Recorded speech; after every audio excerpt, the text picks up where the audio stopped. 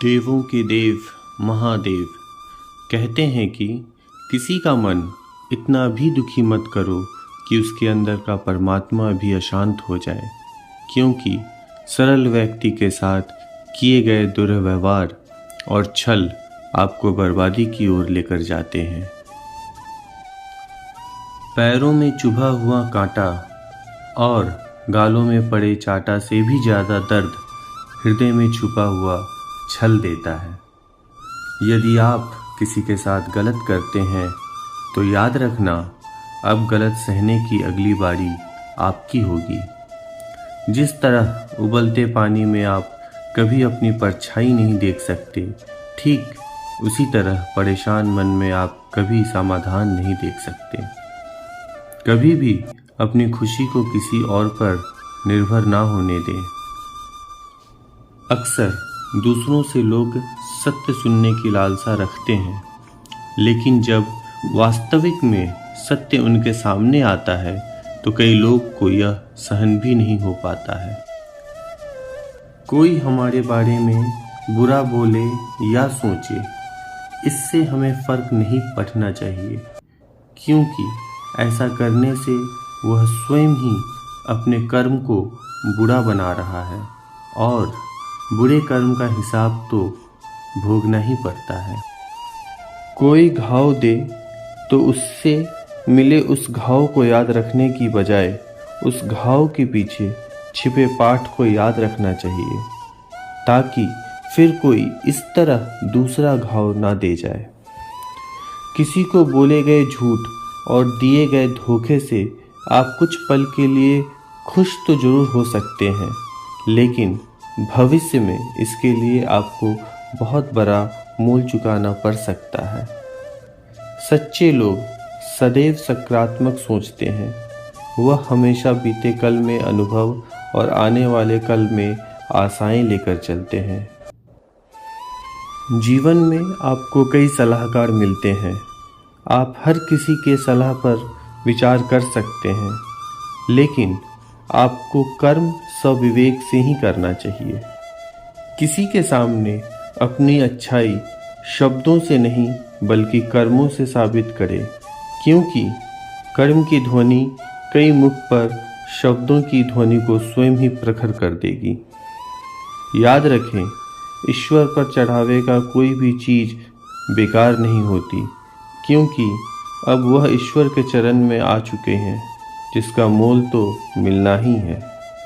कभी भी दूसरों के जैसा बनकर अपने वास्तविकता को नष्ट करने का प्रयास ना करें, क्योंकि ईश्वर ने आपको अद्भुत रचना के साथ निर्मित किया है। नमक और चीनी दोनों ही रंग में एक हैं, इसलिए लोग धोखा खा जाते हैं। ठीक वैसे ही इंसान को परख कर ही विश्वास करें, ताकि धोखा खाने से बच सके। इंसान की बढ़ती समझ उसको ज़्यादातर समय मौन रखना सिखाते हैं।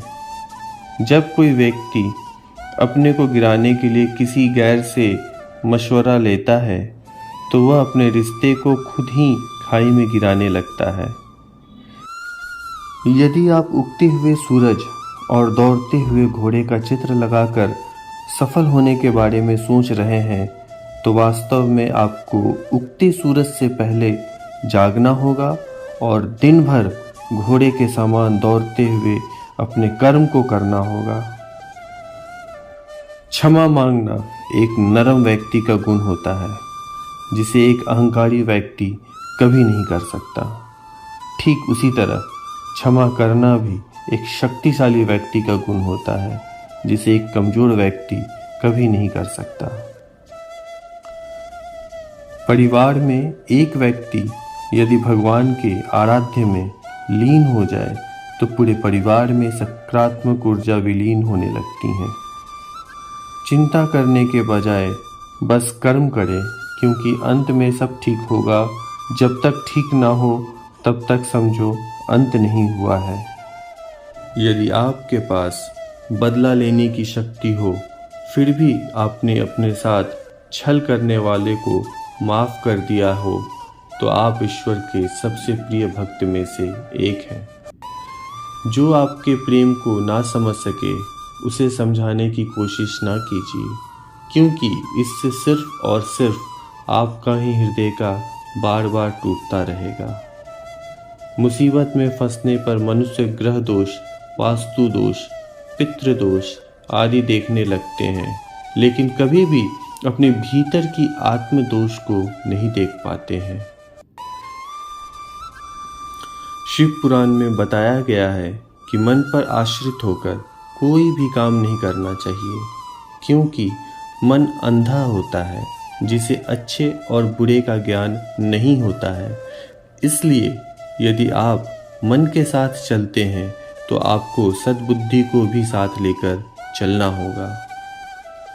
ईमानदारी और निष्ठा हमेशा आपके कर्म में आपके मकसद को दर्शाता है, जिससे खुद के साथ साथ दूसरों की भलाई भी छिपी होती है। मुश्किल समय के साथ गुजरता जीवन या तो आपके कर्म का फल है या फिर भगवान की परीक्षा।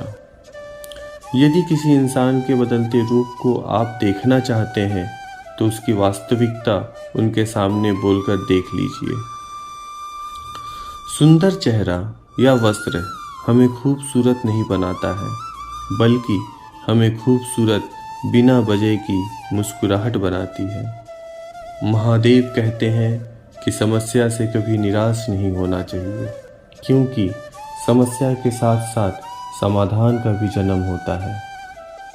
इंसान को अपना व्यवहार गणित के शून्य की तरह रखना चाहिए, जिसका खुद में भले ही कोई मूल ना हो, लेकिन दूसरों के साथ जुड़ने पर मूल्यवान बन जाता है। कभी भी सीधे और सरल इंसान से छल करके खुश मत होना, क्योंकि इसका जवाब ईश्वर तुम्हें टेढ़े तरीके से जरूर देगा। मेहनत कीजिए, भले ही आप कितनी भी तकलीफ में हो, कभी यही मेहनत आपकी ताकत बनेगी। यदि आप ज़्यादा सोचते हैं तो आप खुद को अंदर से कमज़ोर करते चले जाते हैं। बेहतर यही है कि ज़्यादा सोचने के बजाय उस समय को आप ईश्वर के आराध्य में लगा दें। ईश्वर हर परिस्थिति में आपके साथ रहते हैं, फिर चाहे आप अपनी बात उन्हें अपने शब्दों में बोल नहीं पा रहे हैं तो क्या हुआ। दोस्तों, आज के इस वीडियो में फ़िलहाल इतना ही। फिर मिलते हैं अगली वीडियो में नए विचारों के साथ। तब तक के लिए अपना ख्याल रखिए। महादेव आप सबका कल्याण करे। हर हर महादेव।